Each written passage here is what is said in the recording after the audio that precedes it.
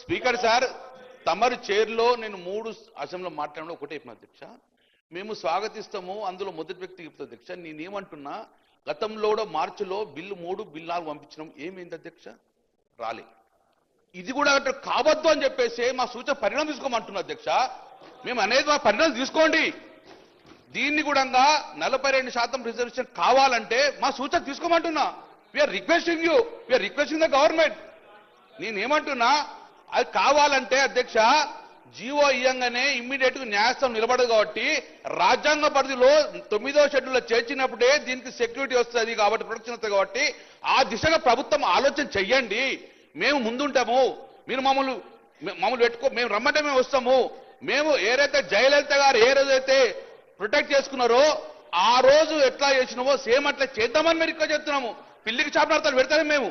మేమేమంటాము, ఈ bill pass కావాలి, తర్వాత జీవో రావాలి, జీవో ఇంప్లిమెంటేషన్ ఎలాంటి న్యాయ వ్యవస్థకు ఇబ్బంది లేకుండా ఇంప్లిమెంటేషన్ కావాలని కోరుకుంటున్నాం అధ్యక్ష. కావాలంటే ఇగో ఈ సూత్రం పాటించండి. తమిళనాడు పాస్ చేసుకున్నది, బీహార్ ఫెయిల్ అయింది కాబట్టి మనం బీహార్ దిశలో పోవద్దు, తమిళనాడు దిశగా పోవాలి అంటే డెడికేటెడ్ కమిషన్ యాక్ట్ 1950 ప్రకారము అట్లా వేయండి. ఇంకా సమయం ఉన్నది, తొందర ఏం లేదు.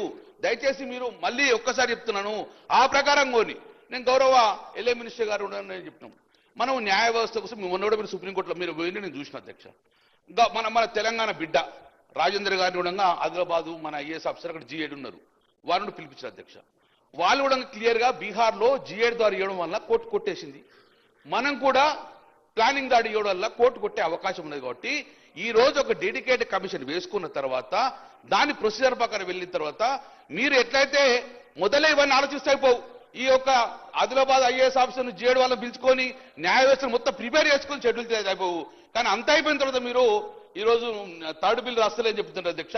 స్పీకర్ సార్, మేము clear on behalf our BRS party.